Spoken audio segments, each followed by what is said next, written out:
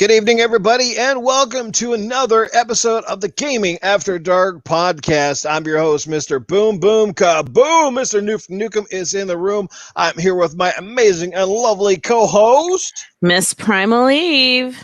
That's right. She's ready to go tonight, guys. Let me tell you. And we're also back with our other amazing podcast member. I think this is his second podcast now with us. It's starting. So it's the always incredible, the man who puts the common back in sense, Mr. Titan Drago. Who, me?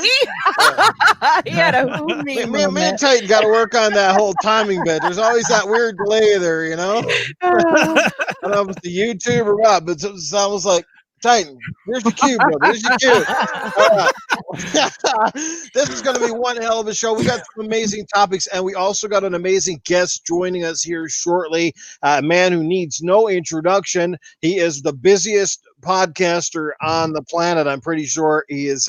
You know him as the other side of the boomtasticness in this community, and that is Mr. Boomstick XL. He's just a little busy. He will be here momentarily. We're looking forward to it because, like I said, we got some juicy topics, and I know Primal gets wet when she hears juicy, so we're going to get right into it. Now, before we start find out what the panel's been up to, let's give a big shout out to, obviously, our incredible people that come to show up every week. So also to the people who catch us after the podcast is over, we want to thank you from the bottom of our hearts. You guys are fantastic. We already got 13 incredible peeps hanging out with us. Let's start with Casket Repair, brother. How are you? Spider-Man 356 is swinging in for another show. Mr. Dreadpool is in the house. Good stuff, Dread. What's happening, brother? Got to get you back on here. Sathius is in the house. Axel 1324. He was a guest with us last week. Fantastic show, guys. Go back and check it out.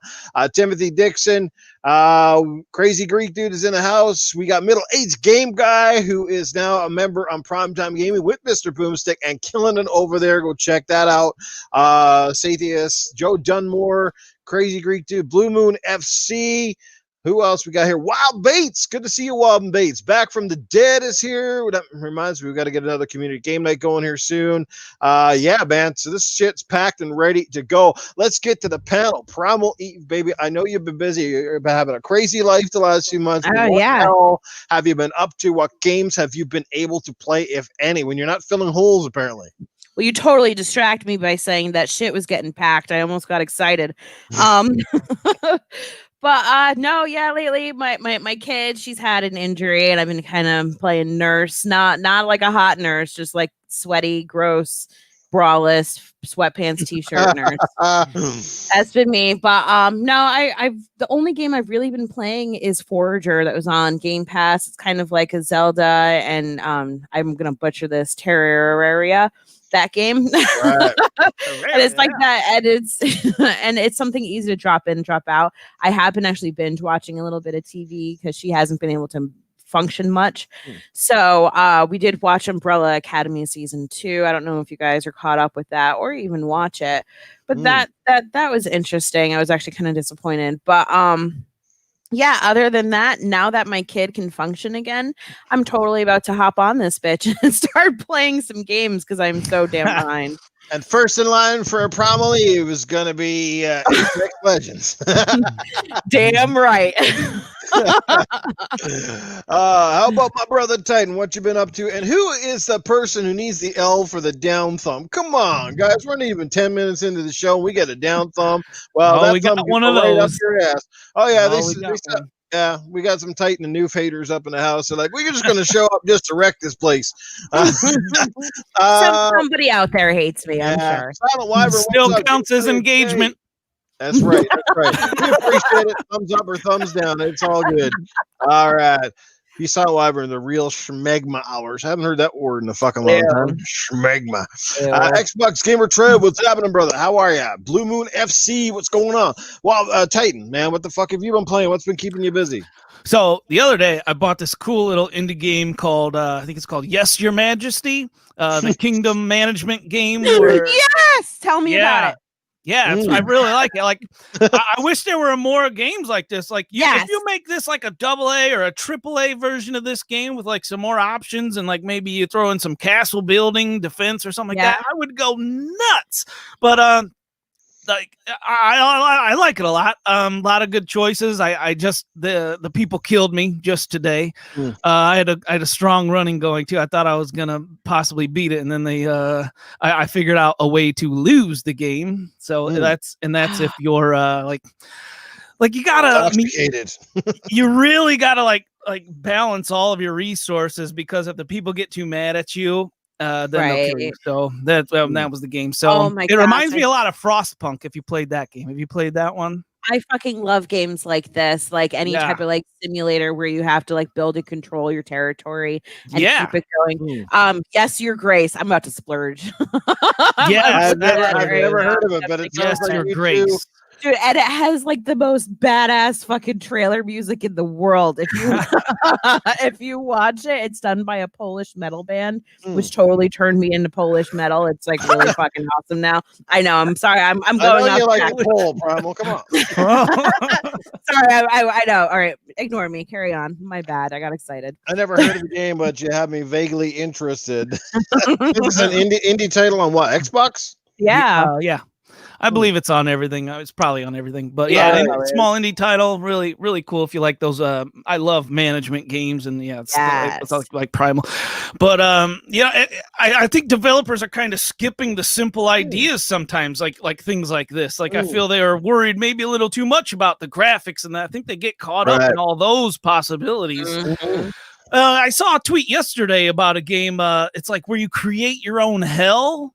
Have you seen this one? That looked really interesting. It's only on Steam though right now, so that kind of sucked. But yeah, it looked really interesting. In 10 years, it'll be on console. Okay. Is this just one? Or I saw a tweet today. They showed the little characters and they got them like with like little leaves and shit on them.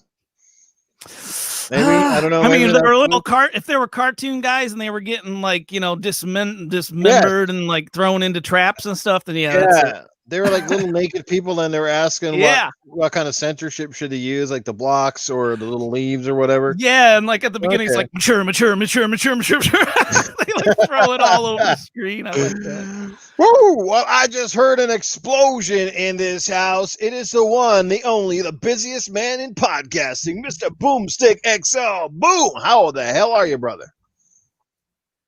Yo, boom! Oh, he's got his mute. He's got his mic on mute. Another guy that missed his cue. There you go. I'm saying to myself, wait a second. Why can no one hear me? This is very well. Listen, dude. Thanks so much for having me. This was a late minute addition. Thank you so much for the invite. There's a lot to discuss, but I know you guys are going to get into it, but I think that at the end of the day, this is probably the best thing that could have happened. To be honest. Yes, I will agree, and I think you guys all know what we're talking about. We will get deeply into it. That's why I want Boomstick to be here tonight, because I know he's probably chomping at the bit to talk about it, as are we all. I think it's huge news. How you look at it is what's going to be the interesting part about it, but we will get into it shortly. Let's catch up with the chat once again. Anybody? Albert G is in the house. What's happening, Albert? Deadpool 910, Xbox Gamer Trev, our amazing Spider-Man 356, Timothy Dixon, Silent I've heard Doggy Dog is here. Doggy Dog, what's up, brother? Great supporter of the podcast. Appreciate all you guys hanging out with us. It's going to be a good show. We're up to 28 already and climbing. Good stuff. Mr. Boomstick, man, well, I saw one of your tweets earlier. I think it was from yesterday that you platinumed Ghost of Tsushima. So that means you've been putting some serious hours in. I don't know how many freaking hours I got in already. I'm not even off the first freaking island. So I can only imagine what you've already put in. But tell us what you've been playing. And I want to hear about, obviously, platinuming that incredible game, because it is quite the experience. Well, I'll say this. For me, the way I play, it took me probably around 30 hours to get off the first island. I went around doing literally everything I could do, looking for every secret, trying to unlock the map by just going back and forth from the map. You know what, though? A lot of it was picture taking. I want to say that I probably took about 50 different shots. If you go to my PlayStation Network, which is Mr. Boomstick XL, you'll see all the different shots. I did a lot of video. It just was a game. It seemed as if it was crafted for me personally. See, one of the things that I enjoy about big games like Assassin's Creed Odyssey or Origins, or of course Ghost of Tsushima, is that it is the player's choice on how you play this game. you could run through a story of 20 hours and feel, satisfied. I got my money's worth. I did 20 hours. Great. For me, I don't get a lot of platinums on Sony stuff. I mean, I play every first party game. They're all my favorites. I mean, again, I'm very transparent about that. I love their single player, story driven, over the shoulder, adult themed games. It's just my thing. Mm-hmm. This game grabbed me in a way that I wasn't sure it was going to do, because I was a little concerned about originally. They didn't explain a lot of what it meant to be the honorable samurai versus being the ghost that kills from the shadows. And I was concerned that there was going to be some sort of a penalty for doing one or the other. But at the end of the day, to platinum it the way I play it, I want to say it was 70 plus hours. Yeah. Nice. How do you prefer, honestly, like, of those two choices? Do you like the stealth bit more? Because I feel like this game just lends itself more to just going in, doing your standoff, and then kicking the crap out of everybody, I really liked killing from the shadows, to be honest with you, and not setting off one alarm, like literally just shooting arrows into everyone, and kind of just, I mean, the standoffs are great. I mean, if you are someone that appreciates the classic samurai story, where it's dramatic and it's engaging and you see, like, it's something out of a movie. You're literally playing a movie, but not the way you don't like playing new. Like, I know that you like being in complete control, not a cutscene.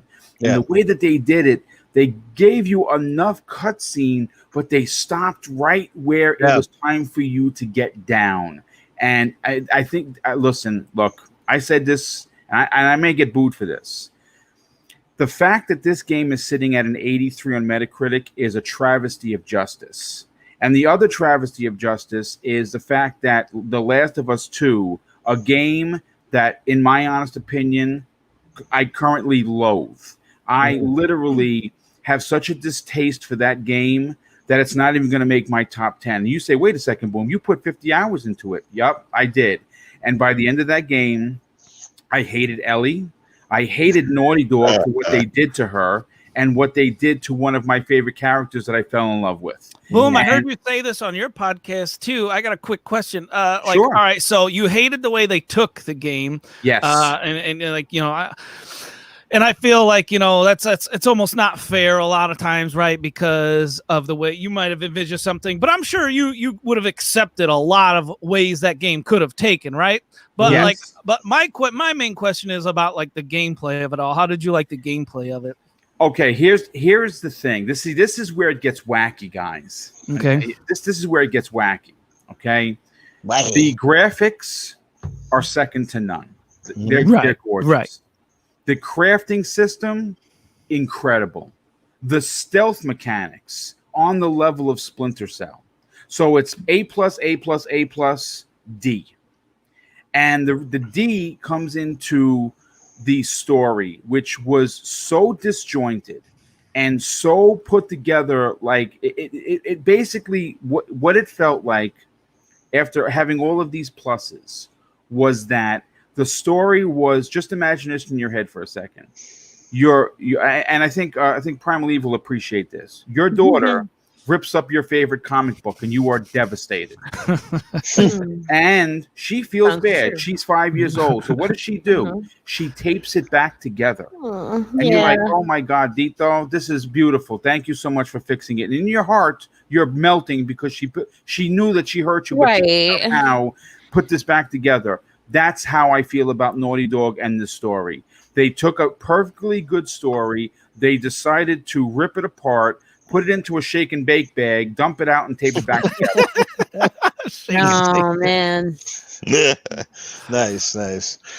Well, I love the opinion. I'm going to disagree with Boom on the last one. I'm a little bit polar opposite, but I definitely agree with him about the Ghost of Tsushima. That was a little bit low. I don't know how they got to that score, but hey, it is what it is. We're going to come back to that a bit later. Let's catch up with the chat one more time here. Cyber Gunter in the house. What's up, Cyber Gunter? Albert G. We got Matt RC here. Matt, how are you doing? HR Bomber. What's up, buddy? Glad that you could make it. We also, I saw who earlier. Invader is in the house. Always good to see Invader Invader here. What's up, my friend? Thank you for being here, guys. Eternal Shaddai in the house, and he's dropping $2 in the super chat here to support New from the panel. Keep it up. Well, Eternal, we greatly appreciate your support, my brother. You are a fantastic. So yeah, this is good stuff. Let's get right into some of the topics and move along. One thing I'm going to start adding starting this week, guys, and I'm going to give you some time to gestate on this, is that if you didn't see my Twitter, I'm going to be adding a feature to the show that was largely suggested to me and requested by a few people through my DMs, and that is an Ask Arnold segment. So the panel, dope, dude. Nice. the panel and the chat is going to have a chance to, ask Arnold. If you guys aren't familiar, I do, some people say is a pretty amazing Arnold. Yes. I'm going to bring Arnold on board, and he will answer some of your questions. Can't be too long, so only a couple. So I'll give you a chance to think about something witty and funny. Hopefully, I'll come up with a witty and funny answer. Or should I say Arnold will? So that's going to be a lot of fun. And in the next couple of weeks, Primal and Titan are going to be bringing their own segments a little bit to this show as well. So we're going to get right into it. The show is just going to keep improving thanks to your support. Jesse Derby in the house dropping $5 in the super chat. Anime Heaven X23 is here. What's up? Let's get down into it. We're going to leave the Halo one a little bit. I don't want to be that the first topic because that's going to be a juicy one. So basically, you don't want to shoot your load, is what you're saying. Absolutely. Although Primal might be open to that. She wishes that she had someone grab her the way Ghost of Tsushima grabs you. I want someone to make me shoot my load. Jesus. Primal sounds Noob said if he can. Really... Noob said if you can stop prematurely doing anything, you're going to do it, right? That's right. It almost reminds me of the quote that we're going to use later on for the Halo thing, right? So, all right. So, good things are delayed. Sometimes you got to take your time. Good things take time, right? That's how it goes. Let's get into some topics. Nothing too crazy. I mean, obviously, there's the big one that came kind of late today, but let's get into them. We do have a few things here, and let's quickly talk about. First of all, we heard that through Prima Games that a Mass Effect trilogy remaster is on the way. How do you guys feel about that? Would you be willing to jump back into one of the most incredible universes ever? I mean, I think if there's any game that needs a remaster and definitely could, use a boon and, of course, bring fans sort of back on board with BioWare and back on board with Mass Effect, because it's kind of fallen on hard times, I think would be this game. And I will start off with my panel first, and I'll get Boom in here. Yeah. But we're going to let Boom take a first shot at the Halo topic tonight. So Titan, man, how do you feel about Mass Effect? I mean, are you even a fan of that franchise? And I think it's like a secret that we've kind of known for a while, but it looks like there's some juice behind it, and it's coming out. It says... I think September 26th, something like that, like sometime in September. How do you feel? Well, I bought the first two, never finished either of them. I heard that was like a sin, but it is what it is. It is what it is, right? I don't know. That game just didn't take hold of me for one reason or another. But and I'm on the other side of the fence of this, and that's probably why. Because I don't know, this game, I guess it's just one that didn't grip me. Sorry, I don't even like remasters to begin with. Once I play a game, I'm done with it. I want to move on to something new, and I feel like remasters, they need to be like really old games, right? Like that's just me. I know I'm probably wrong, but for some reason, I feel like Mass Effect just came out like not too recently. Like that's just right. I'm wrong, but that's just the way I feel. Maybe it's You're wrong. I know. I am, but it's like it's just the way I feel, and this is a me problem, so I'm sure I'm out of the box on this one. But that's why we podcast, that's why we have fun, right? To disagree sometimes. But for me, like I would you said Noof, you said that like this would bring them back into like the limelight and into like the good graces of gamers, but if we all remember how Mass Effect 3 ended, right? Like I didn't even beat the game, but I heard a lot about it, right? So that's gonna. Sometimes the best sex in the world is followed up with a terrible orgasm, but that's just the way it goes. I love it. That's great. I don't know, man. I just this just isn't the right one. This isn't the right game for me. I'm probably a bad person. Let's hear it for someone that like wants to hear something positive about it, because I have nothing positive. You know what happened to Titan, guys? He played this game and he got rejected by an alien chick, and now he's bitter. That's what I think happened. What do you guys think? That could be. Primal.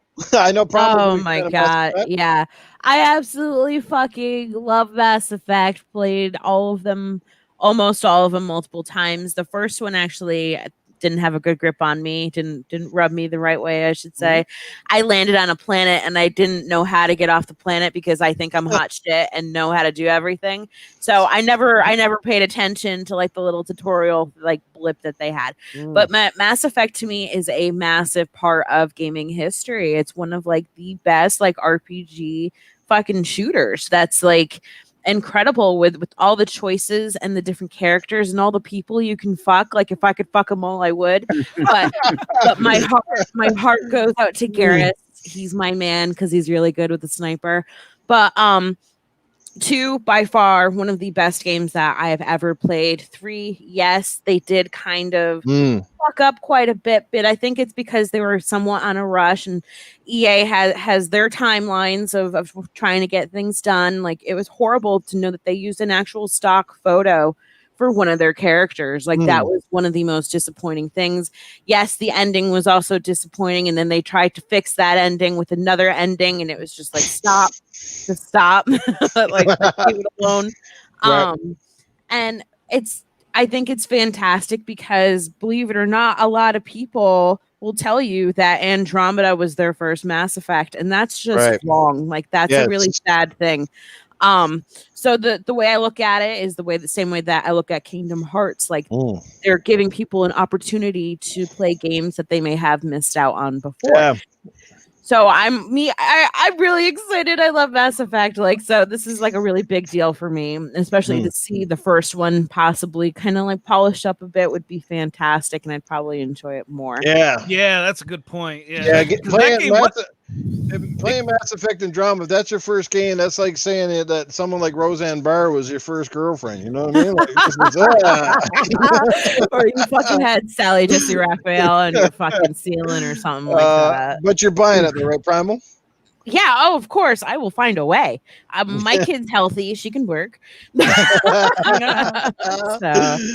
Corner looking lonely down there. Mother and daughter combos, I hear they're in high demand these days. Hey, you gotta do what you gotta do. Absolutely. Mr. Boomstick, I know you like the Mass Effect trilogy. How do you feel about this? I'm pretty sure you've got a pretty elaborate take on a remaster, and if you'd buy it or not. Yeah, well, I mean, there are a couple of small tidbits that are slightly concerning regarding this trilogy. We talked about it on the special edition PlayStation show. There are rumors, and again, I don't know. I didn't read this. So I'm only telling you what a few of the panel members said. Apparently, the rumor is this is going to be exclusive to the PlayStation 5. Now, I don't know if this is true. Really? I have not read this. It's funny because they talked about how Sony did sign some deal with 2K. Yeah. But with that said, a couple of weeks ago, if you remember, Microsoft signed an exclusive deal with 2K regarding content. So I don't know if this is something that involved Mass Effect being a one side or the other are getting this exclusive. I can tell you this right now. This is going to be a game that is going to make bank for EA.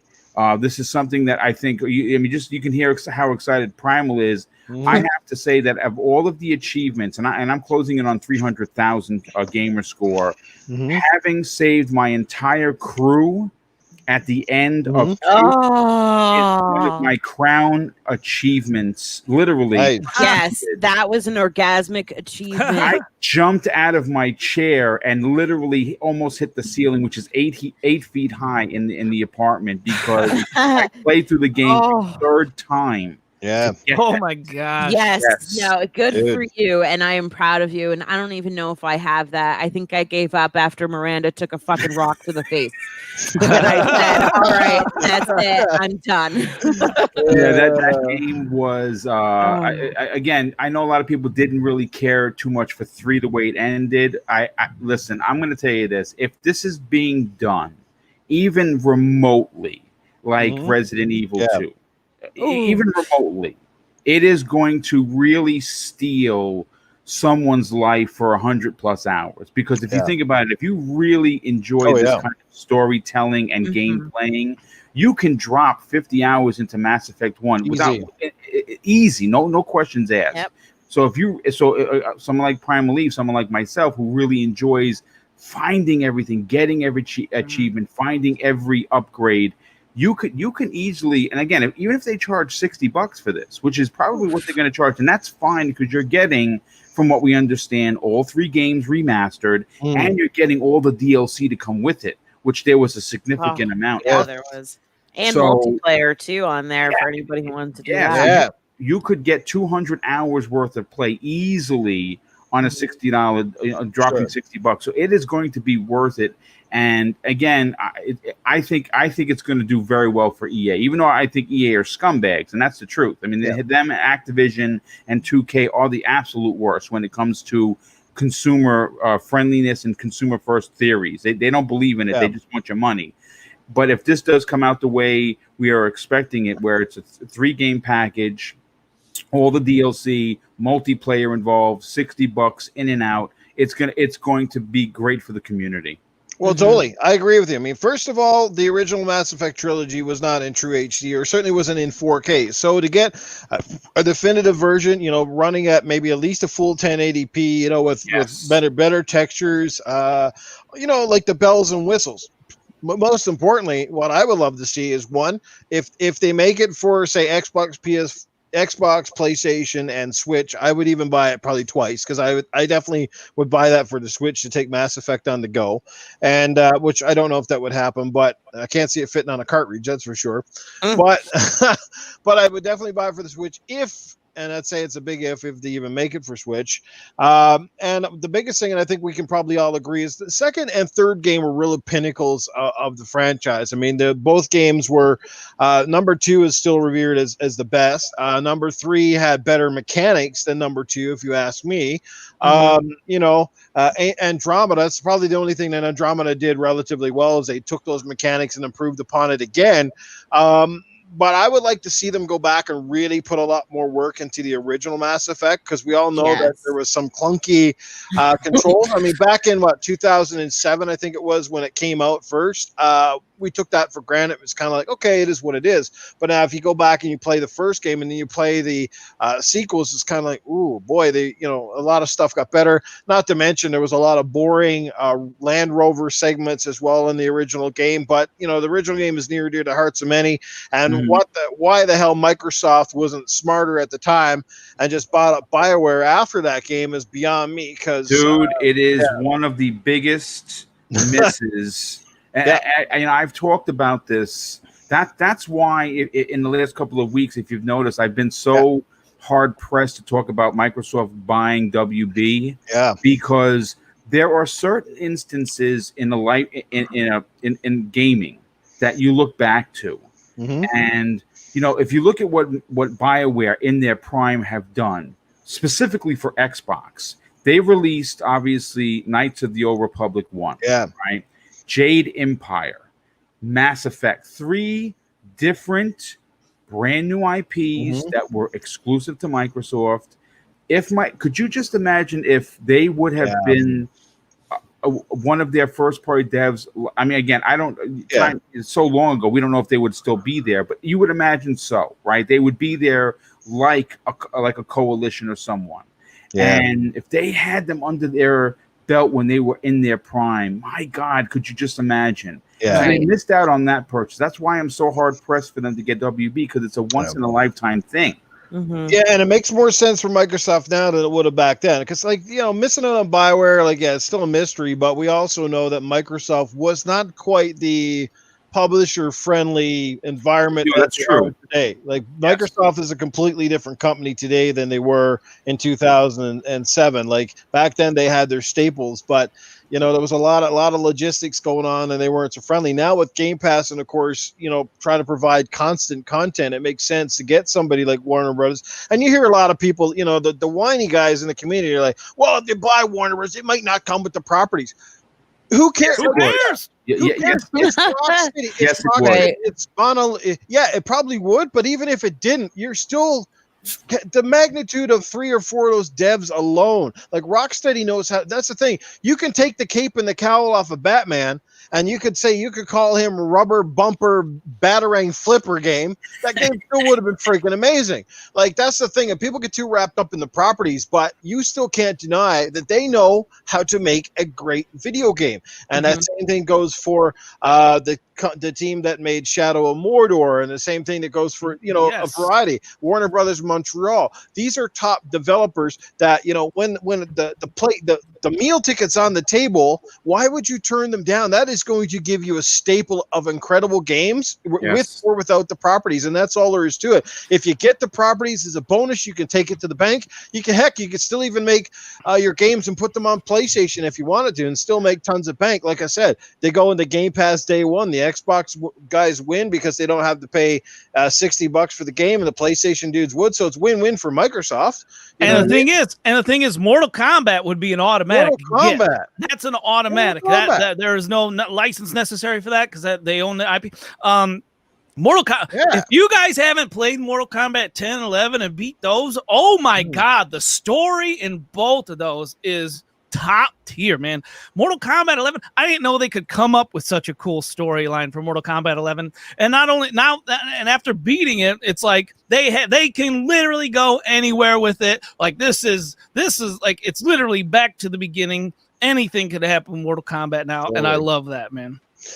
But that's a topic for another day, and I'm sure in the next 3 weeks or less, we probably will find out exactly what is actually happening with that. Let's give a shout out to the chat because we had some amazing people jump in here while we were on our on the prowl. Darko is in the house. Darko's Dreamers. We got Jago Kukin, our good buddy Jago is in the house. Jesse Darby, yes, buddy, we do love you, man. Big hearts to Jesse Darby. Talus Gaming is in here. Slinky M. JD, what's happening? Who else did I miss here? Michael Donnelly, how you doing tonight? Glad you could make it here, guys. Infinite is here. Crazy Greek Dude. HR Bomber. The list goes on. Anime Heaven. Thanks for being here. Jay the Destroyer. What's happening, Jay? We got some great people here, man. Wild Bates is dropping some bombs up in the chat. Yes. All right. But anyway, let's just last question. If or when Mass Effect remaster comes out, who's buying day one? Who's going to pick it up? Just curious. Drop a 1 in the chat if it's a no-brainer, and drop a 2 if you could care less.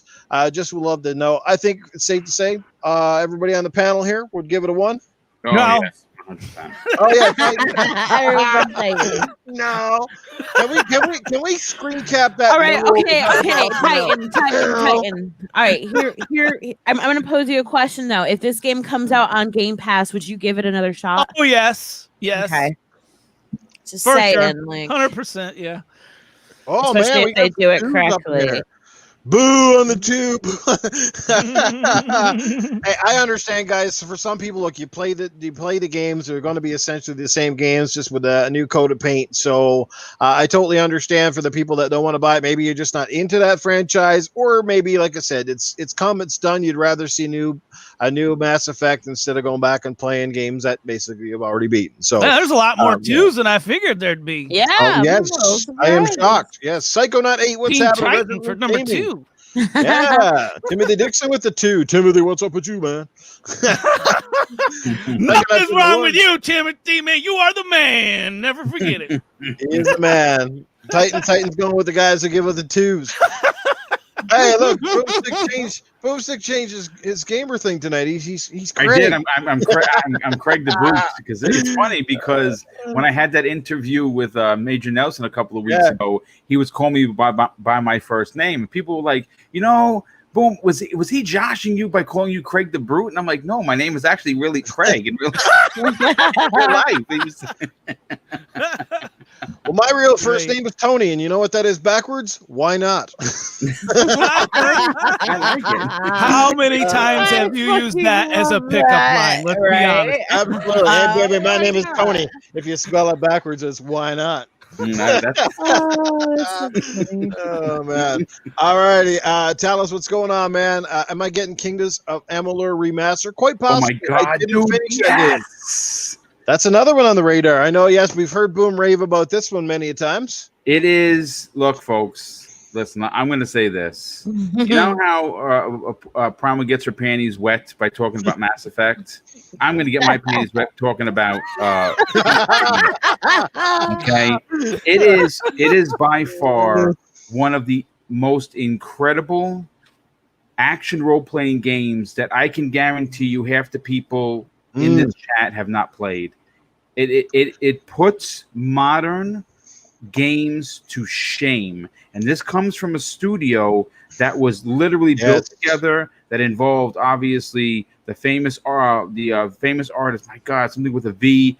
Todd McFarlane was part of the team. The guy that won from the Red Sox. Kurt Schilling. Kurt Schilling. Thank you. It was a the game. I'm going to be honest with you, folks. Has no right to be this good. I'm even back in the 360 game. That is how good this game is. The switching from magic to melee combat is a system that I wish more companies would adopt. It's flawless, and now we're getting a remaster, it looks stunning. But what's even more insane, Noof, is that you are getting a brand new expansion in 2021 that was never released. That is insane. Like, because obviously, first of all, Kingdoms of Amalur was probably one of the most criminally overlooked games of that generation. That's first and foremost. And two, this has probably got to be one of the most unlikely remakes or remasters or whatever you want to call it that we've nobody kind of seen coming. It came out of left field. You're like, oh, you know what I mean? Because like I said, we all know that the game was good, but it's the kind of trouble it went through because obviously it had, obviously less than stellar sales and different things, and that whole studio kind of disbanded or whatever. Kind of now those are the type of remasters I can get into. Exactly what you just said right there. Boom, piqued my interest, and then boom, you just sealed the deal with it right there, man. There you go, baby. There you go. So keep that one on the radar, guys. And I think it's releasing for $40, Noof. Yeah. Even better. I get a remaster that's dirt cheap. Buy it, guys. Buy it and try it. And who knows? It'll probably come to Game Pass. So either which way, no harm, no foul. And by the way, you know why Primal, really has a thing for Mass Effect? Because, well, she has two. She has a left titty and a right titty.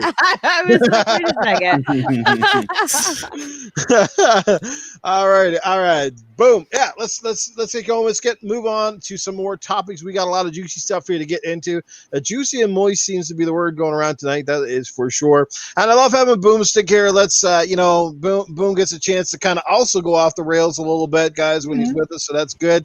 You get to see a little bit of different side of the Boominator. So there's a new name for you, man, the Boominator. All right, let's get into some more topics. And this one's an interesting one. Doesn't really come as a big shocker, but it's interesting. The Xbox Series X sort of been pre-leaked after we saw some box art, I guess, or the box for the controller, the new controllers that are coming out, and it says Series X, Series S on the box. So like I said, that's not like a real big newsy thing, but how does it feel to kind of know this is legit? People have said it. We've heard Rand and Jez and various sources pretty much say, yeah, the thing is real, but sort of like it's still kept in the freaking dark for some reason. We'll start off with Mr. Boomstick.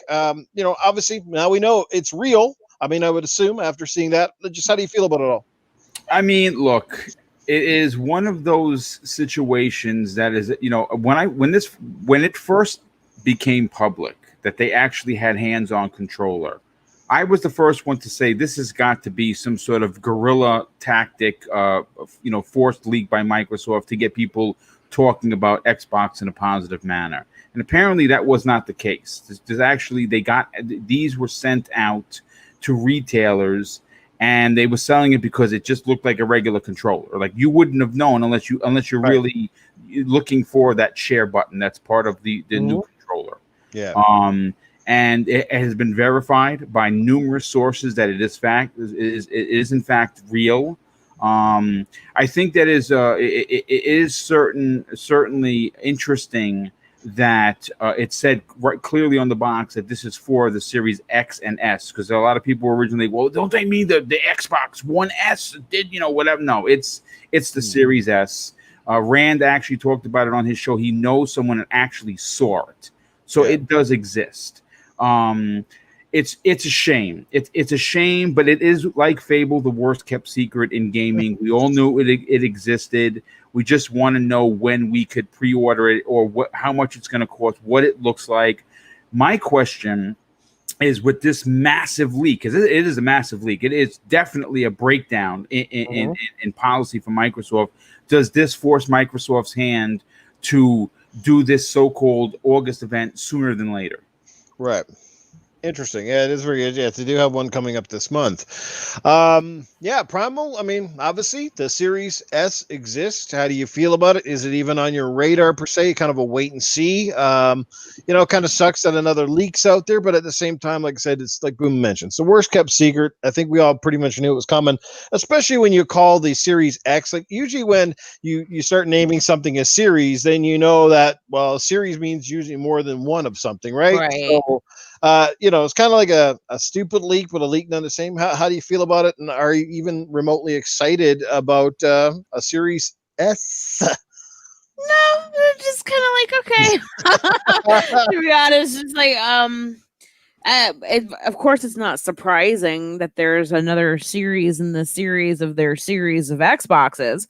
But yeah, no, It is a huge leak, but it doesn't really affect me whatsoever. Unfortunately, that's not. I'm just gonna wait and see and get some more facts before I really decide to drop the money. Would you say this is the kind of leak that not even the best maxi pad can contain?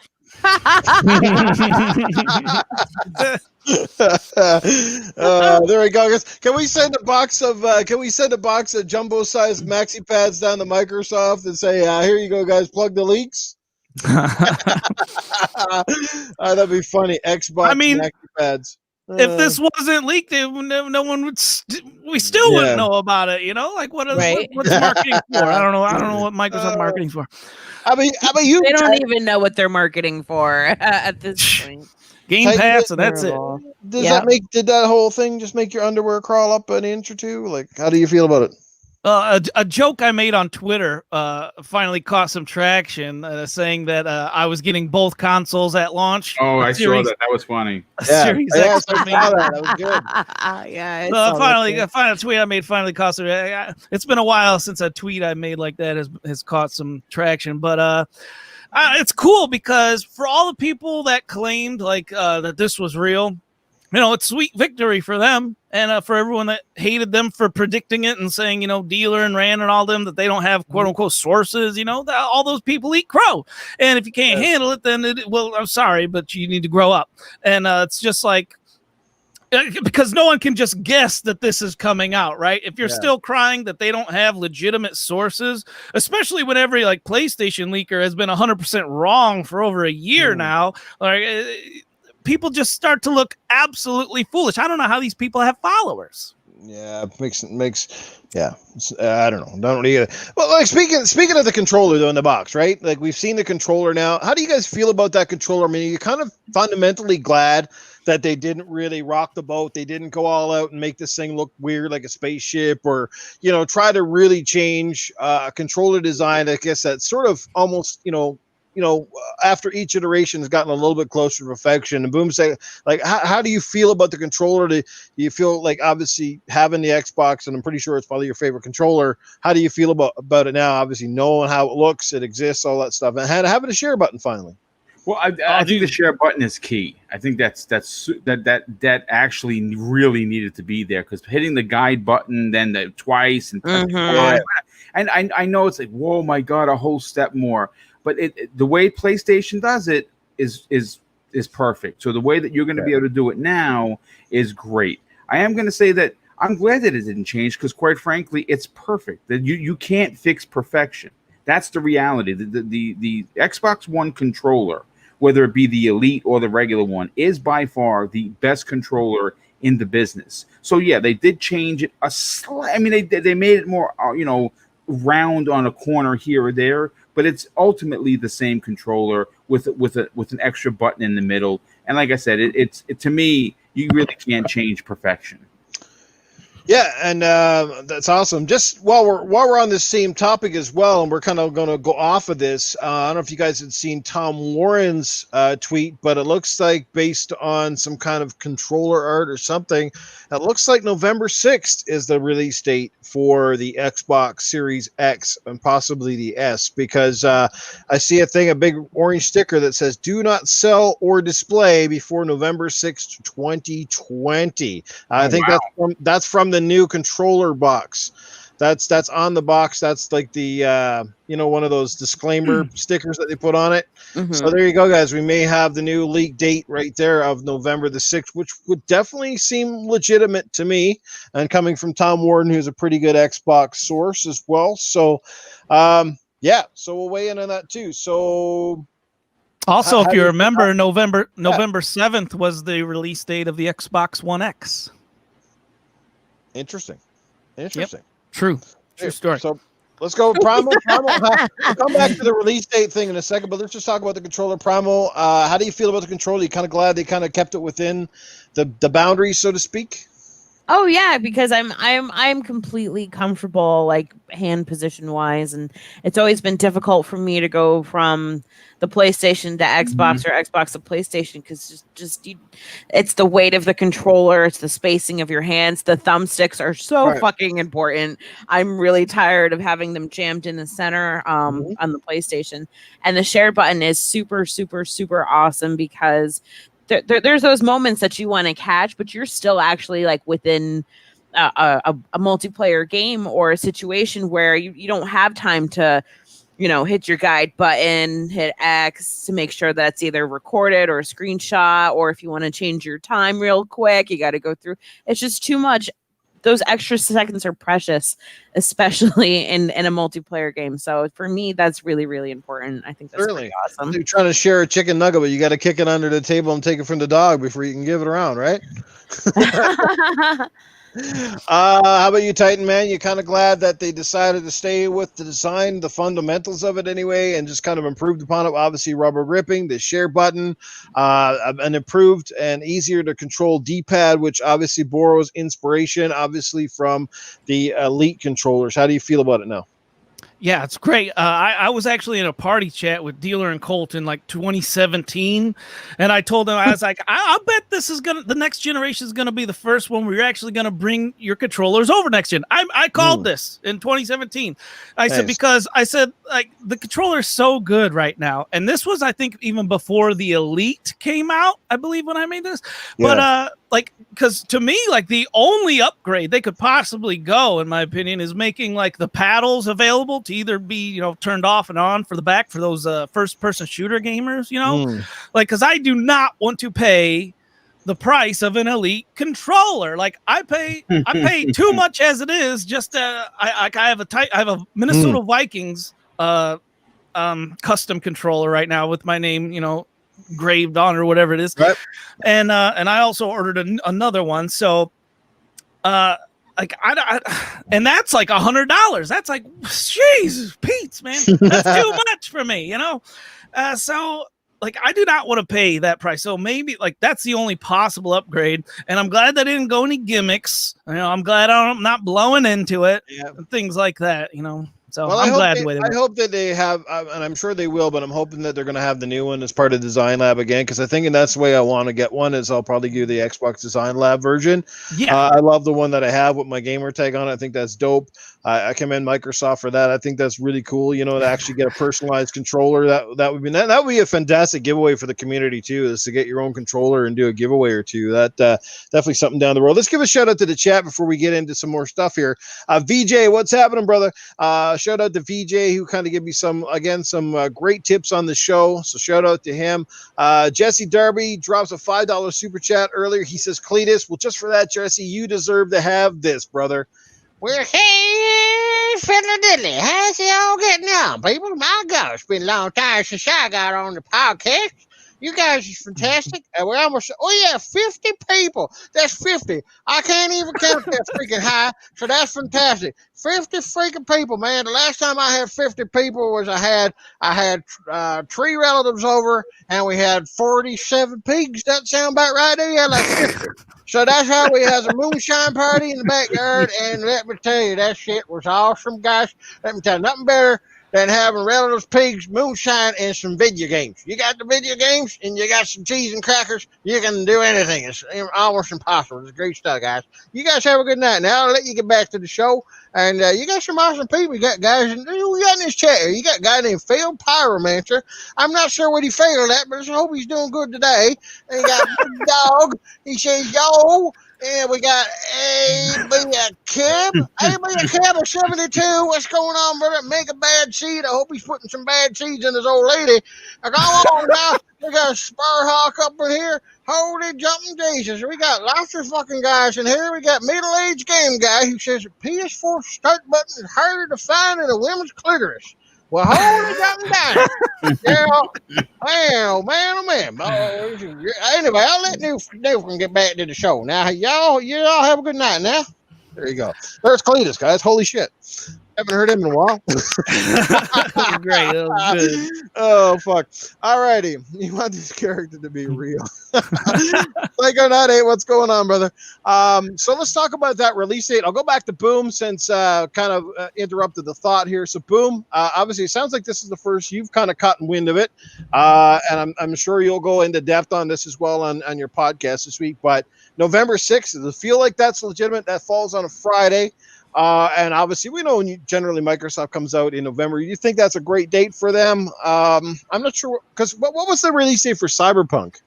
I thought it was it's like a week after. Was that a week after? Yeah. A week after, okay. Yeah. So now we know that Halo. I think it's actually the 19th, if I'm not mistaken, because Assassin's Creed Valhalla, I believe, is the 17th. So this would be out prior to those games coming out. I think that honestly it's a perfect date because you're probably not going to get Call of Duty before this release or potentially release around the same time. So you could be playing some massive third-party games on your new console. Of course, it would have been great to play Halo, which we're going to talk about later. But I think it's a great date, and I think that it could potentially have been earlier if COVID wouldn't have been what it was. Yeah, I think that there was a real heavy rumor. Again, folks, this is just take it with a grain of salt that they really wanted a September release. That's what we've been hearing for both the Series S and X, and unfortunately, the world took a shit this year. Right, yeah. So it threw a monkey wrench into the production of these things, and here we are. So again, I'd like to see them. I'd like to see a couple of weeks between launches, so we could at least enjoy the console. So if let's say, for instance, Microsoft is technically the 6th, it's the beginning of the month. That's great, and then somewhere around the 23rd is rumored. Again, folks, rumors. The PS5.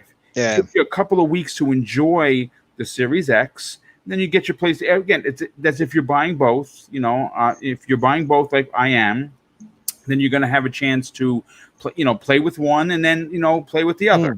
Yeah, totally. Good stuff. Let's catch up with the chat real quick here. Juno's 23. ¿Cómo está? Yes, we are good, sir. Thank you for being here.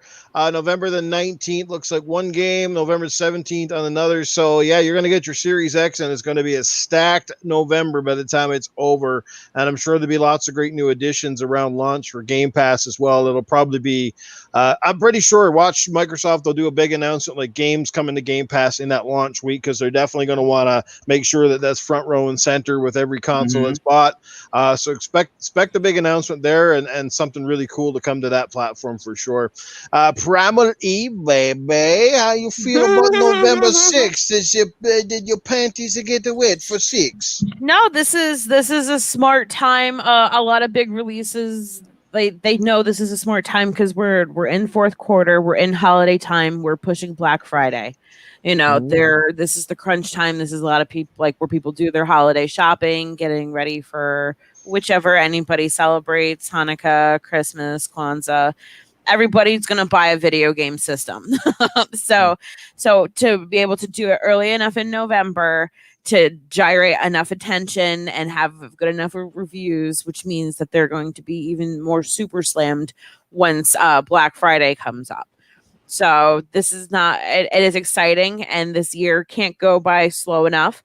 So it's like it's something definitely nice to look forward to, but it's also a smart time frame for them to be dropping this. See, I don't know how you guys feel, but I don't want 2021 to roll around and this COVID shit still an active thing. And you know what? Honestly, I don't see it going away before then. Unfortunately, vaccine, dude. Yeah, but I want this shit to go away. I'm tired of wearing face masks and fucking, and everything just being stupid. And yeah, even to play a hockey game, I gotta fucking get dressed out in the damn out in the friggin' parking lot and shit. Like, what the hell is going on, man? Like, my God, I don't know.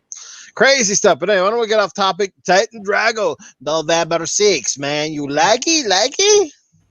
Very good. I wonder if this is gonna like poke PlayStation to, because we still don't know when they're going to release yet.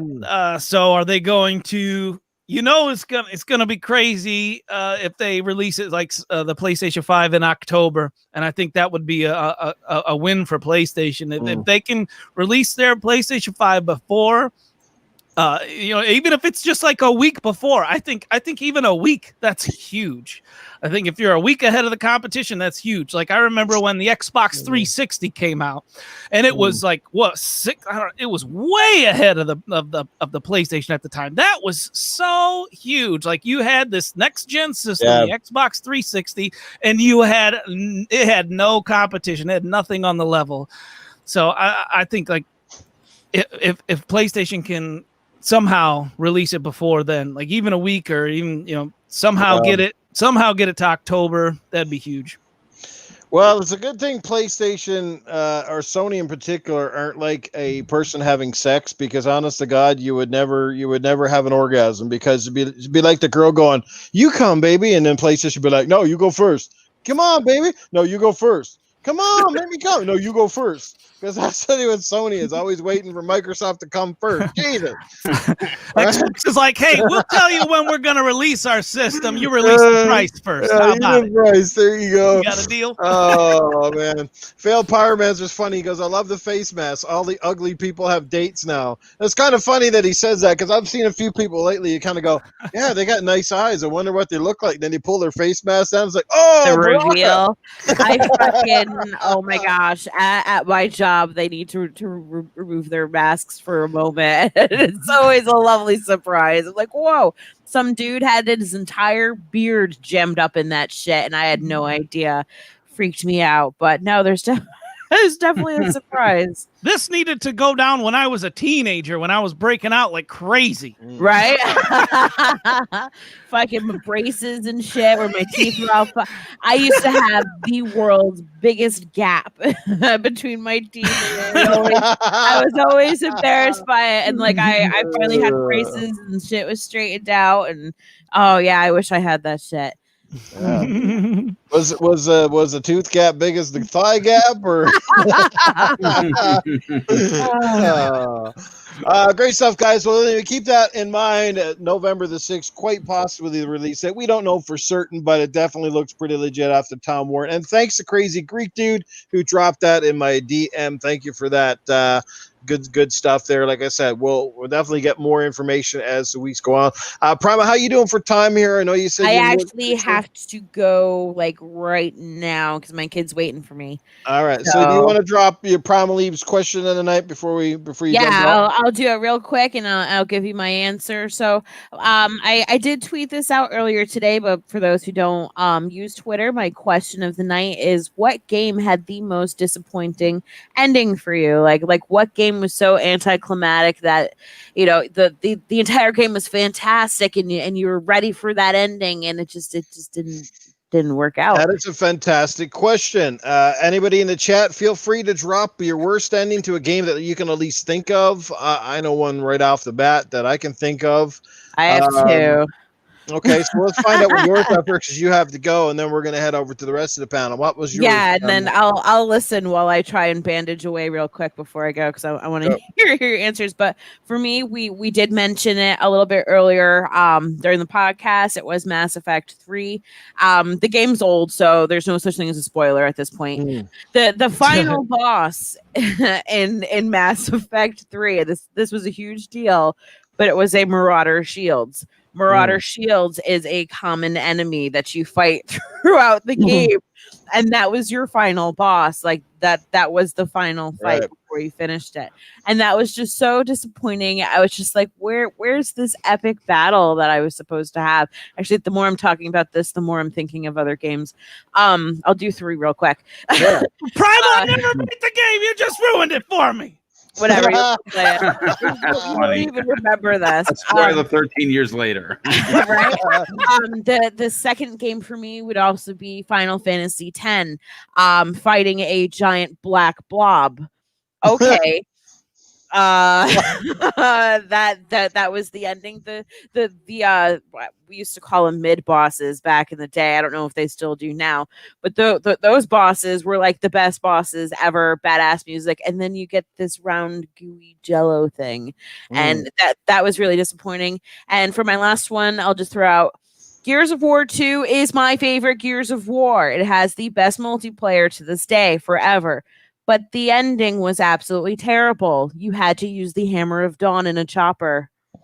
And that was it. You just held your finger down, and congratulations, you beat the game. So for me, that was kind of disappointing, especially because with the first one, you had that badass train battle with Rom, and it was just so cool. And then 2 comes out with Scourge, this dude in like this weird dress thing, and then just the Hammer of Dawn was your finish. Like so for me, that was disappointing. All right, before we get over to the panel and get into the chat, let's give a shout out to the chat. Chris Hughes Sr. in the house. What's happening, man? Glad you could be here. And the always amazing man to the UK Daz. What's going on, baby? How you doing, Dazzers? And after earlier, I realized I'm probably going to have to get a couple more moderators added to this list as well to keep the to keep the troll holes out, that sort of thing. We all know about them. Yes, we got Sparhawk. This is Halo 2 in the chat. Final Fantasy 10. He fought his dad, then took on a summoner. So how about the panel? Let's go with Titan, baby. What game kind of let you down when you finished it up? Oh man, I gotta go way back in the day to this. I gotta go back to the Nintendo Entertainment System, where there were tons of horrible endings. Like I mean, there was everything from like literally like no endings to like just slideshow endings. And I think I'm going to give it to, because I like the gameplay so much, but I think I'm going to have to give it to like Jackal, maybe. Oh, I love that game. Oh, wow. That was a great game, dude. Yeah, I loved that game, but the ending was and I could go on and on and on with bad endings to regular Nintendo games, but even like Super Tecmo Bowl, like when you win the Super Bowl and like, then there was not even another season to go in. Oh man. So there you go. Those are mine. I like that. He's going old school at the end because most people can't, you're totally right though. Like when it comes to 8-bit and 16-bit era games, that I'd say a vast majority of them had some pretty bad stuff. And it looks like Primal is gone, guys. Yeah, she had some stuff to take care of, so she's out a bit early tonight. She will be back. We love her when she's here. Doggy Doug says Mike Tyson's Punch Out. I've never beaten Mike Tyson, man. I've gotten to him. Like I can get to him, no problem. I just can't beat the dude. My friend could beat him, but I couldn't either. He just always I'd always get twitchy, and then he'd knock me out. So yeah, man. No, man, that would piss me off so bad, dude. Darko says Metal Gear Solid 3 Snake Eater. How about you, Mr. Boomstick? What game sticks out to you if you can recall one off the top of your head? No, I'm gonna go new school. I'm gonna go the opposite direction. The Last of Us 2. The Last of Us 2. Okay. I should have said. I should have. The Last of Us 2. The ending was nauseating. The game played 10 hours too long. I thought I beat the game 6 times. Yeah, were you like me? Did you think the game was technically over the first time you got to that farm, and then all of a sudden Ellie takes off, and you're like, well, fuck? Again, if it would have ended that way, I would have been very satisfied because she would have gotten the one thing that she didn't have through 2 games, and that was a family. Right, that was the one thing that she lost early on in the original game. Right, she found that with Joel. The thing happened with Joel. She lost it, and with all the horror that she went through in that game, she found it at the end, and that would have been fantastic. It would have been a great way, the same way that they closed out, let's say, for instance, Uncharted 4. Uncharted 4's ending was a triumph for Naughty Dog as a developer. And the way that they incorporated the happy ending for Drake and Elena, I think that's what her name is, if I'm not mistaken, and with the daughter, it was perfect. It was you closed the book and you walked away. And in games like that, you very rarely get the happy ending. And then when again, it's why I really don't like the game, is because the story is so out of order.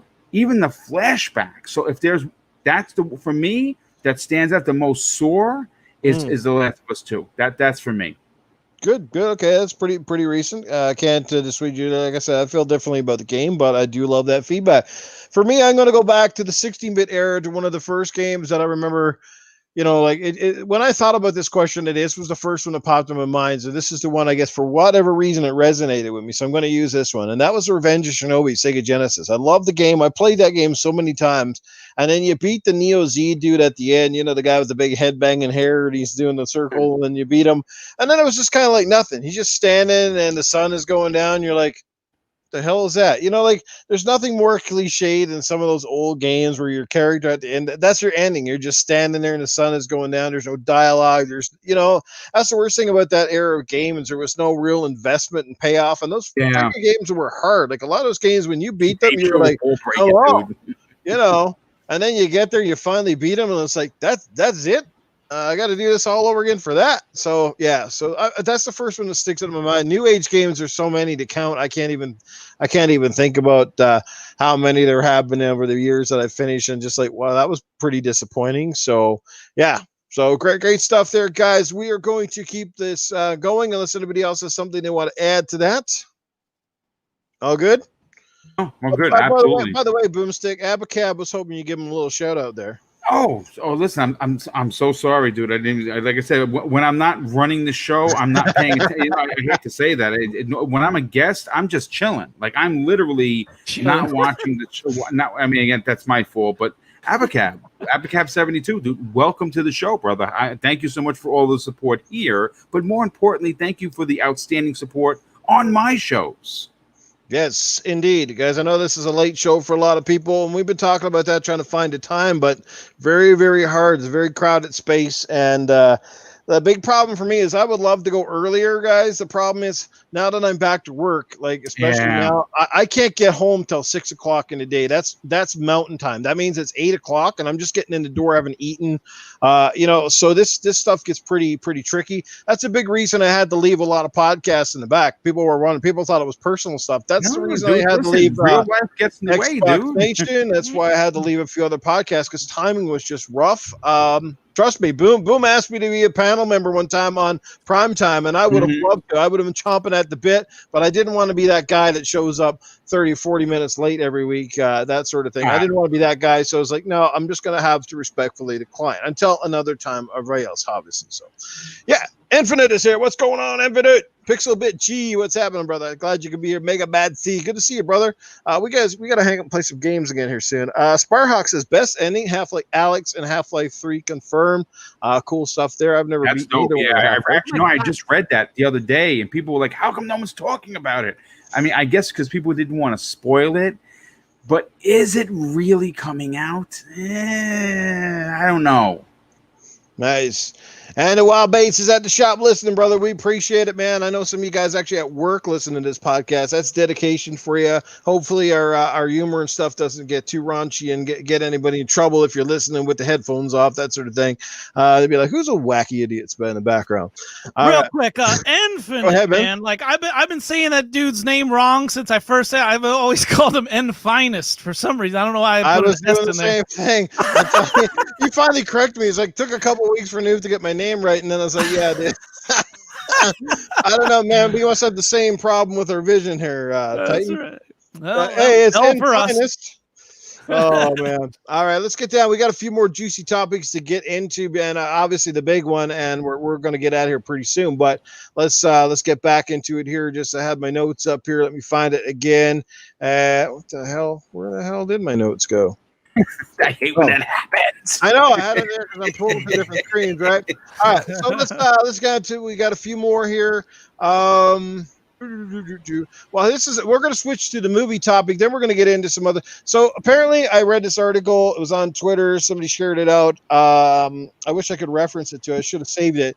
But apparently, Disney is to stop 4K Blu-ray production, which that not just is that bad like Disney, because people might have been excited about upcoming Disney titles, but that's also going to mean that upcoming movies they haven't done in 4K, like the Aliens movie, because yes, if you guys are, unless you're living under a rock, you may have known that last year Disney bought Fox for a crazy, I don't know how many billion it was.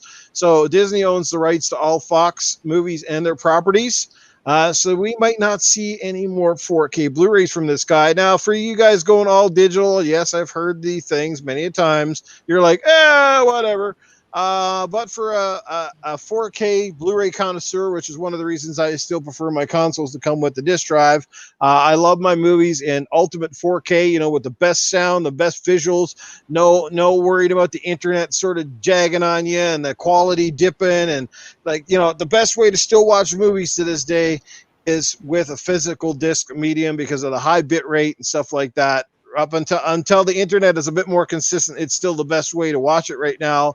And they're going to get rid of it. And this spells doom for a lot of people, because if things take off with Disney, and I know why they're doing it, because what they're going to do is to put all their properties in Disney Plus and hope that you get a subscription, right? And this is what I'm telling you guys that with Microsoft, and this is why I'm a little bit iffy on Microsoft's approach, because they're following people like Apple and Disney very closely with what they do. And if they see a big success there and people just really don't give a shit anymore, well, there you go. There goes that down the drain. That means retailers start closing again. We're already seeing that depleted. So I think it sucks personally. I can't say any more than that. I think it really, really sucks. I hope that they reconsider. They obviously have reasons for doing it. And like I said, I think it's because they're largely trying to keep their properties inside of a Disney Plus paywall. So if you really want Disney Plus, you're either going to buy the movie digitally or you're going to get the subscription, right? So, they said Disney made movies, but I have a funny feeling that Fox is that might be part of it too. We'll see how it plays out. Let's start with the panel. I'll go with you, Titan. How does that strike you? Do you even care? Well, I'm all for going digital. I just wish there was kind of a way to get the things that you own like already that are not digital, like right? Because I own like all the Rocky movies, and I would like them all digitally, and I would not like to have to pay for them all again. But it is what it is. Like I wish there was a way to kind of get that. But I'm all for going all digital, especially on the Xbox ecosystem, because, here's another thing. Did you guys hear about the PlayStation Network erasing the digital rights for PlayStation gamers? Mm-hmm. I've heard that, yeah. This is huge, and it's kind of getting pushed under the rug. Like, what's going on here? A lot of people had their libraries erased with, no way of getting it back. I can't believe I forgot about this, but that's something that cannot happen, right? Yes. And that right? Could you imagine years from now, say that's you build crazy. you build up your digital library, and then all of a sudden one day it's gone because of a hack or because of whatever I don't know, the server goes down, or that's insane. So I'll be all for all digital until that happens. Yes. Yeah, I hear you. Definitely. And that's a huge possibility, right? Phew. I mean, for me personally, most of the Disney movies I could give a rat's ass for, so it doesn't bother me. But I mean, the Fox thing does, because there's a lot of properties that Fox has, a lot of back catalog collection. Like I said, Aliens would be one, and so many more. Like a lot of Arnold's movies were originally done on Fox, which means I might not see a 4K transfer of that. And I do love the 4K transfers. If you got a TV that can adequately handle great HDR and especially if you got an OLED, 4K movies just look absolutely dynamite on that stuff. So like I said, I love 4K. I've been buying a lot of movies, and part of the blame too, not just on people like Disney and stuff itself, but I blame cheapskates.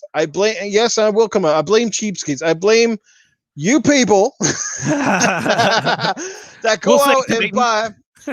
go out and buy DVDs still fucking 20 odd years after they've come out. Like, DVD is old as ass and people still buy them, and I blame retailers for still stocking shelves with DVDs. The format is crap. Like, that's bottom line. Like, you watch a DVD now and anything, you're like, how the freak do you watch that? It's so grainy and shitty quality, and people still buy them. And I go into my Walmarts and it's like 80% DVD versus Blu-ray or 4K still. Like, after all these years, I'm like, who the hell is still buying that shit? Don't you guys have 4K TVs by now? Like I don't know. Like, just people need to start upgrading a little bit. Like, well, I have a 4K TV, but I also have a 720p TV upstairs as well. A big, like, 50-inch flat screen 720p, and now that is is dated for sure. Like, whoa, totally. Looking at it. Yeah, the Blu-rays still look really good. I totally get it. Like, it's plasma. People say that to me. Like, why aren't you upgraded? Why aren't you like with the digital game? Here's the deal, though. A digital video game does not look one iota better than a disc-based transfer game. You know what I mean? So that's the deal. The way I consume it, or installing it from a disc or whatever. But at the end of the day, the games don't look different, but a movie does. A DVD quality movie, even if you got an upscaler, does not look as good as Blu-ray or 4K, and that's the bottom line, right? It's like going from old cassette tapes back in the day to a CD for the first time. You're like, whoa, you know what I mean? Like, it just doesn't make sense. Like, that format should be dead. You're talking more of about like the streaming process of 4K, right? Is that what you're talking about?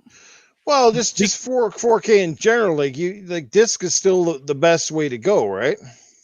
Yeah, as far as the movie, well, I know I've heard Dealer talk about this a couple different times about streaming things like 4K. Like, a lot of times when a 4K movie is streamed or something, like, you're not actually getting something. We really need to have Dealer here about this, but there was something about, like, you're not getting the full absolute 4K quality of a DVD, of a Blu-ray DVD. Yes. Mr. Boomstick, sorry to keep you waiting, sir, but how do you feel about Disney kind of giving the old axe to 4K? I mean, 4K is still kind of in its infancy. It's starting to build some traction. Do you think it's largely because there's just not enough 4K disc players out there? What do you think are some of the factors behind this and why Disney would choose to go this route? Look, I'll say this. I think that the option factor works for both gaming and, of course, film. Mm-hmm. And taking the option away from 4K Blu-ray discs is kind of like a sad day. Now, again, is this a peek into the future? I honestly couldn't say, but there's something about going out. Like, for instance, if you were a fan of the MCU, which I am, and they released the 23 film collection in a box set, and they obviously came with they were all on 4K Blu-ray discs. And again, maybe you're not going to watch Thor: The Dark World. Maybe you're not going to watch Iron Man 3 because you just didn't like the way that turned out to be a film. That's fine. But getting those collections, getting those box sets is something that a lot of people look forward to. And it is a shame. It is a shame that, like, for instance, I just for over the holiday, my sister-in-law got me an actual physical copy, a Blu-ray of one of my favorite films that my brother and I, Neo Mental, watch all the time, Split Second with Rutger Hauer. Yep. If you've never seen that film, that is one of the best. Again, one of those films that no one knows about. I own Dog Soldiers on disc. Who did anyone even know what I'm talking about? Is that the one with Dean Cain? What's that? Who stars in it? Is it Dean Cain? No. This is a bunch of British actors that you probably never heard of. It's about werewolves. I know. Okay. Absolutely incredible. And it's those kind of things that you would love to see come to 4K Blu-ray discs, because it ups the ante for several reasons. One, you're getting the best version of your favorite film. And to have that taken away, it's kind of crummy. I got to be honest with you. It's kind of crummy. Yeah. So I don't know. I mean, again, folks, if this is something that you're against, if this is something you enjoy collecting, because listen, there are a lot of people that collect these discs that enjoy that. You got to tell Disney. You got to say, hey, listen, you got to complain. You got to reach out to them on social media. Now, are they going to listen? I don't know. But if they think everyone's okay with it, they're just going to do it. Well, of all the companies to pull a plug on something, you would think Disney would sort of be last, because we know notoriously that Disney movies sell pretty well. Like, they have a massive following. They have a crazy back catalog. And I'm sure people that are a fan of, their older animated stuff and some of their newer movies as well would definitely love to have physical 4K transfer, the best possible quality. It's the whole reason that most of us hardcore gamers even upgrade our consoles, not just because we want bigger, better games, but we want the top quality, want the highest fidelity. We don't go out and buy, $2,000 television sets or whatever they might have costed you to go anything less than what it is. That's why I say, like, bring on the 4K gaming, because the frame rates are fantastic, and I hope that comes. But I bought a 4K TV for 4K visuals. I want that crisp pop. I want stuff to be pristine. That's the thing. So I'm with you, man. Like, options are good. This is the thing. I know that digital obviously is the leading trend. We get that, and I'm not here to make a big debate on this. But I love options. I love the fact that some people are keeping those options there, because there is money to be spent. And when you start taking it away, it's been UK Dazzlers. My last sexual encounter was a split second. Oh my god! Oh, good old Dazzy, man. That's awesome. Spider-Man hates discs; they don't work, and that's fair. Like, I'm not dissing anybody that's gone digital because of the convenience or for saving money or stuff like that. Never said that once. I just think there are a lot of collectors out there who do want the definitive versions.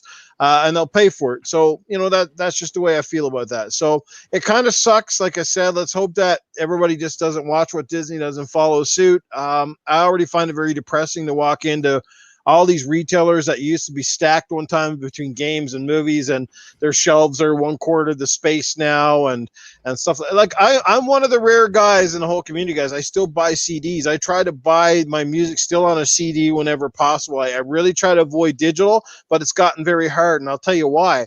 If there was a store down the street that I could walk to and still get my music on a CD, I would.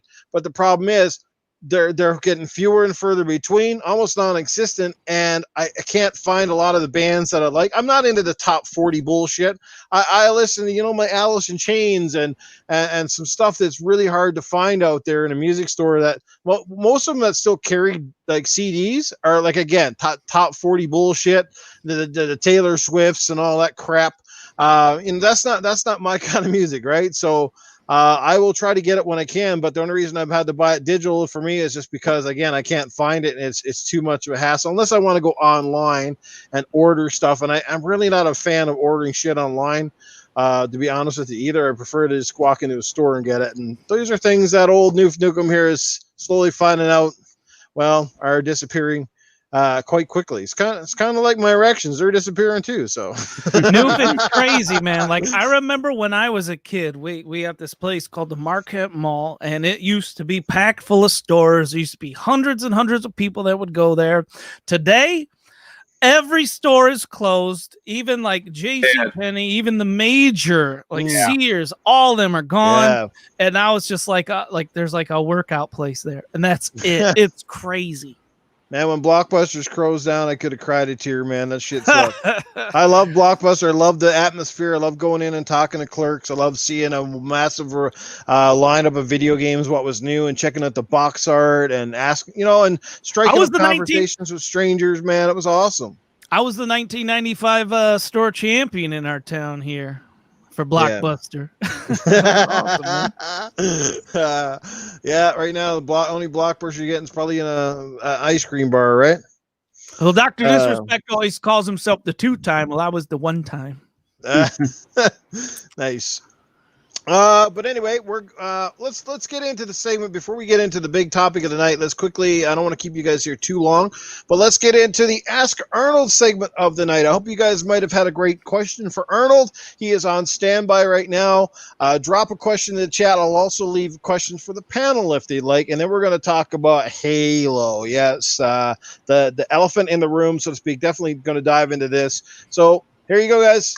Anybody on the panel first while we're waiting for anyone in the chat to ask Arnold? And what's up, Andreas Avila? Glad you could make it here. Psychonaut 8, what's up? Anybody got any kind of question? Anything you want to hear, Arnold? Yeah, I'll throw a question to you. Arnold, I'm just curious because you never really answered it on Breakfast with Boom when you last time appeared.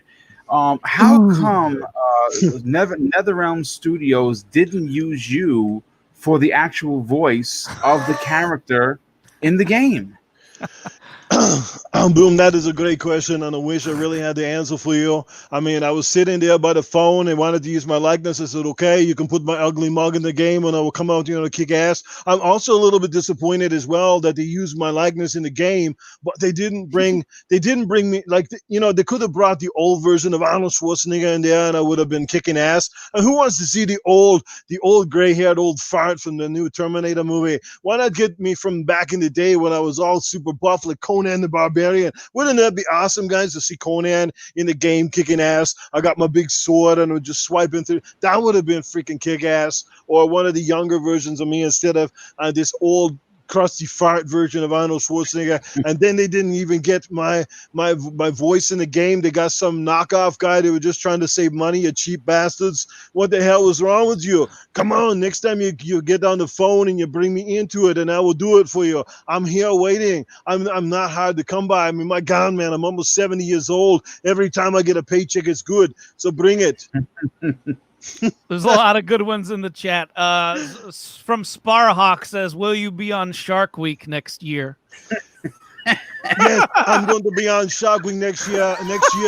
I'm going to jump into the water with the shark and I'm going to put it in a headlock and I'm going to make it spit out his teeth and then I'm going to take its sorry ass back to the dentist and shove the teeth up his asshole and it's going to look like Denture Week there when he's done. That's great. All right. From UK Daz, Arnold, do you really fire blanks while shooting your weapon? Only when I'm sleeping with the maid. Oh, there you go. Great. Arnold Noof is having erection problems. What would you recommend for him to get back his confidence to start pumping his wife like you pump on? That is a great question. I like that. That's exactly what I would do. I was going to tell that fat ass Noof Nukem to get his ass into the gym. You start with a 5-pound weight and a 10-pound weight, and you use the dumbbells, and you just keep pumping and pumping and pumping until you get it. And eventually, it'll get your libido going, and your testosterone will go through the roof. And then you get you get into your bed. And when you're in the bed, you look at your wife as if she's the biggest, best-looking bench press you've ever seen, and you stack the weights on top and you just give it and you go and you go and you go and you do it and you're just loving it and you just want to get an extra set of reps in and then she's screaming and it makes you excited and then all of a sudden it's like, yeah, this is it, I'm doing it, it's done.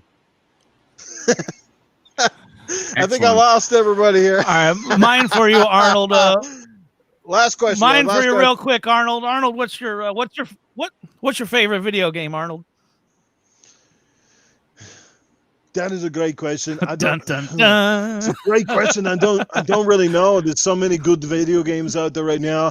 I'm always a fan of anything that I can be into. So anytime you want to, I can get on the screen and I can play myself. I really loved the old shooters back in the day. Remember the Terminator 2 arcade game? And you get in there with the gun and you shoot. That stuff was awesome. I wish they'd bring that back. I wish they'd bring that back for the new consoles. I think it would be awesome. And hopefully somebody can do that and get that to work. Yeah, that was cool. Like the dudes would come from the side, and you got like the gun there, and like what are those, the light gun or whatever. That was good. All right, guys. So this is a regular segment we're going to bring back every week. We will have Arnold back again. Fantastic questions. Hope you enjoyed it. Fantastic stuff. And keep an eye out for Boom's podcast. Arnold often makes the odd regular appearance on there. So you never know when he's going to turn up on, prime time or breakfast or whichever one of Boom's podcasts. So keep an eye out there as well. Monkey Punch Lugo is in the house. What's up, Monkey Punch? And yes, guys, hope you enjoy the Arnold. Sometimes I'm really spot on. Sometimes I'm a little off. I think tonight I didn't bring my best impression. But anyway, let's get into the final question of the night before we let everybody get out of here. If you guys haven't heard the news, you've been living under a rock for the last, I guess half a day, because this news sort of dropped today. I saw the tweet, the statement from 343 Industries as shared by Aaron Greenberg. So we know it's legitimate. It looks like much to the dismay of many, and probably for the better, but we're going to go to the panel on this. Halo Infinite, guys, has been pushed to 2021. Now, to my recollection, it didn't say when in 2021, just that it was 2021. Now, of all of the debacle we saw after the Xbox show, some people might say this is bad, this is doom and gloom, this might be a great thing. Let's go to the panel, and we will start with our esteemed guest, Mr. Boomstick, sir. I'm curious to know how you feel about this delay, if it's for the better, for the worse, and what can 343 do to restore faith in its fan base?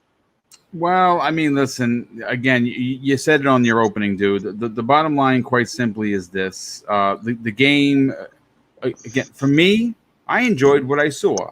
Now, was it spot on what I thought Next Generation Master Chief was going to look like? Well, not really. But again, COVID really threw development in not just Microsoft games, folks. This is going across the board. You heard Phil Spencer talk about this. Games that were supposed to release this year, later in the year, were going to be affected. Now, at the time, we all knew and thought that Halo was going to meet that date, and apparently they just couldn't. And the backlash that came along with with that showing is the reason why there are so many people that are not surprised by this. Look, the bottom line is this, quite simply, is that it needed to be delayed. That is the bottom line.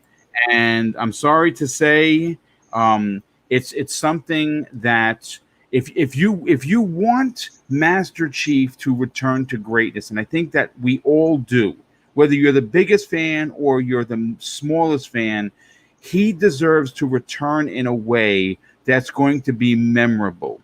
You want him to return to the days of Halo 1, 2, and 3. The way that you do that is making a delay. And folks, again, let's bring the same energy, because I saw a lot of people on Twitter, not too many, but people calling for jobs and heads. And listen, some of Sony's biggest games got delayed years, folks, years. So let's bring it back down to, from 11 to about an acceptable 2 or 3 on the Richter scale, and understand that this game needed more time, and it needs time not developed from someone's computer sitting at home.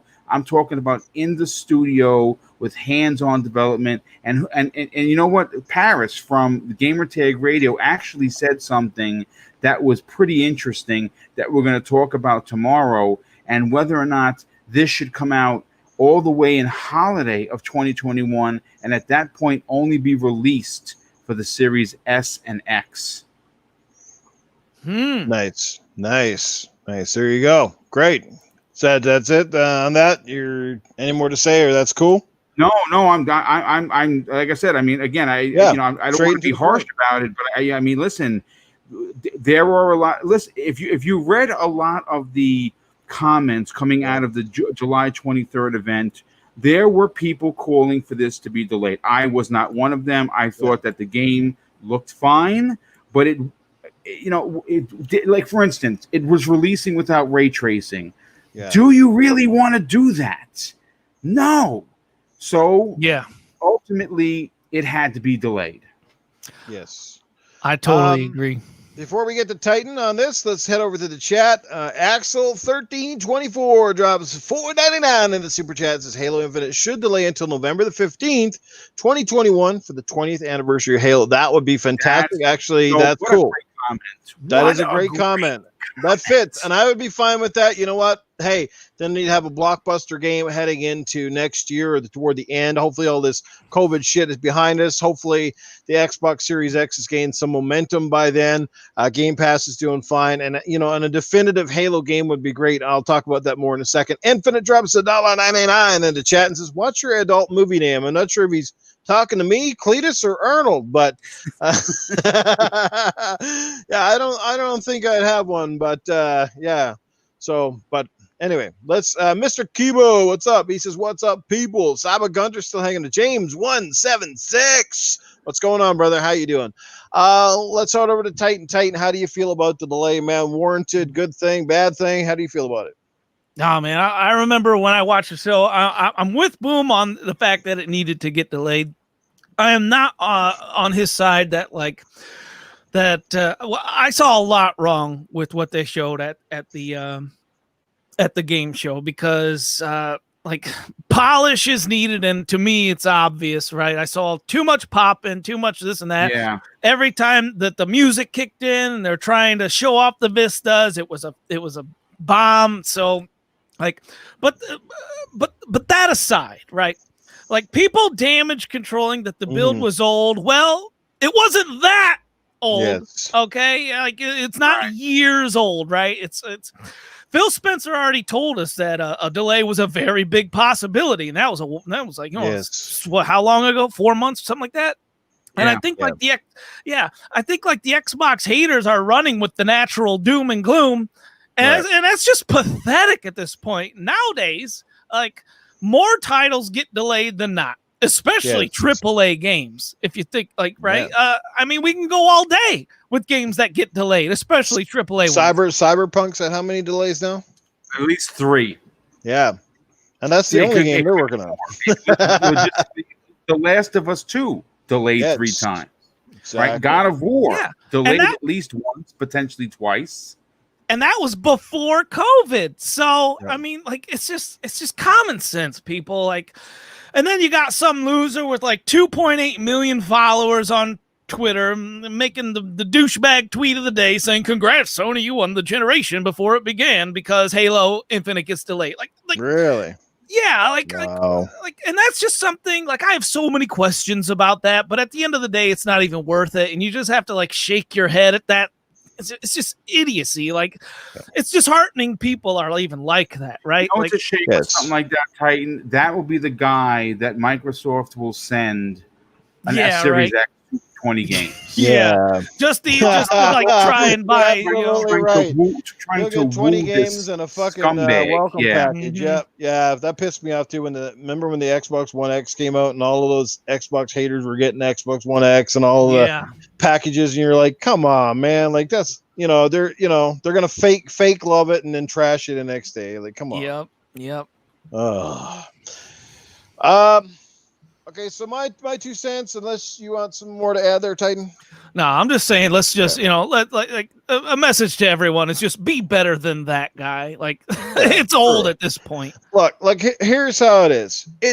There shouldn't be one Xbox fan out there that isn't unanimously disappointed in this. Okay, right. Sure. It is very disappointing. Any other year, to get a Halo game delayed. Period is disappointing. But to get a Halo game delayed during the launch of, say, a new console is extra disappointing.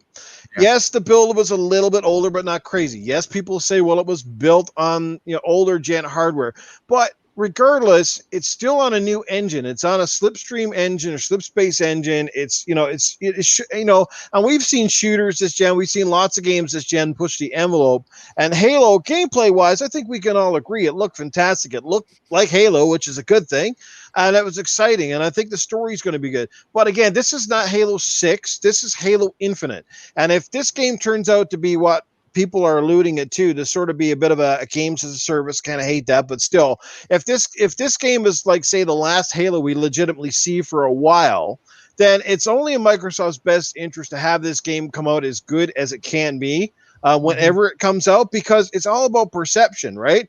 I would rather it be delayed and come out fantastic than come out right now and be half-assed. And then, of course, the stigma, like we saw with Craig, the fact that this game's even getting memed right now tells you everything you need to know. It needs a lot of work. I'm glad that Microsoft has listened largely to the feedback of its fans and decided it's not worth bringing this game out to please the fan base, to only have them turn around and shit on us forever for it, because that's what will happen. People will hate it. They'll tear this game apart the first week it comes out, and Halo's reputation will be tarnished. And we all know there's no bigger game in Microsoft's repertoire with so much riding on it as this game. So I think delay it as long as you need, but make sure when this game drops, it's everything that we want and more, and that it actually at least looks like it belongs in the portfolio of Xbox Series X. I mean, you've got the system with the power, you've got the new engine, you have to push it. This game can't look, well, it's supposed to have cartoonish graphics or style. No, yes and no, but the thing is, anybody ever watch the cutscenes of fucking Halo 2, those CGI cutscenes? Now that's they're ridiculous, right? How come the game can't look somewhat like that? Now, if the game looked like that when we saw this display a couple weeks ago, nobody would be bitching at all. This wouldn't even be a fucking topic right now. We'd be like, holy shit, fucking Halo looks incredible, and that game is going to be nuts. But what we saw was a game that, in most ways, in my opinion, actually looked worse than Halo 5, which came out in 2015. Like, the guns look weirder. Everything just, the cutscenes weren't necessarily too bad, but there's still a level of fidelity that's not there. And yes, they don't have Rachel, don't have this, don't have that. But boy, that was a big misstep for them. Fans have taken them, like, basically torn them to shreds. So take your time. Maybe they'll, in the next couple of months, to be able to get people back into their studios, under new work orders, and they can really go dig deep. Like you said, I don't envy a single developer, indie or AAA, that's got to make a game right now in this environment where everybody's working from home and people aren't sure what's going on, and communication lines are probably screwed up, and you're trying to hire or you're trying to fire, and, like, you know what I mean? This is it's nuts. I'm even shocked that the consoles are even coming out this year, to be honest with you. So I'm just gonna say, like, delay it. I think it's for the best for this franchise. It's not just for the now, but it's for the fans, it's for the franchise, and it's for the future of Xbox. If they don't get this game right, that's not going to be a good look moving forward with any other Xbox franchise at all, period. So 343's got some talent. We know that, but you got to get it right. Give them some time. I like what Axel said. Leave it for the 20th anniversary. It makes tons of sense. And when the next time we see this game, it's going to come out and blow our minds. Hopefully there's an E3 next year. Maybe we'll see it again, and people will go, wow, Craig had a lot of plastic surgery since last year, Those are high hopes, man. I really don't think we're gonna get that. I think because of the way the community brought it across to the developer, they wanted that old school Halo feel, so they're getting it in the way it looks. The only thing that Boom mentioned about the ray tracing, and that is the biggest factor. That's it's the biggest addition going into next gen, along with the SSDs. That, like, you can't release this game without it, and he's right. That's gonna be the main factor of the way it looks now to the way it's hopefully released with. Right, it's got to come out with the ray tracing, because ray tracing is make such a big difference.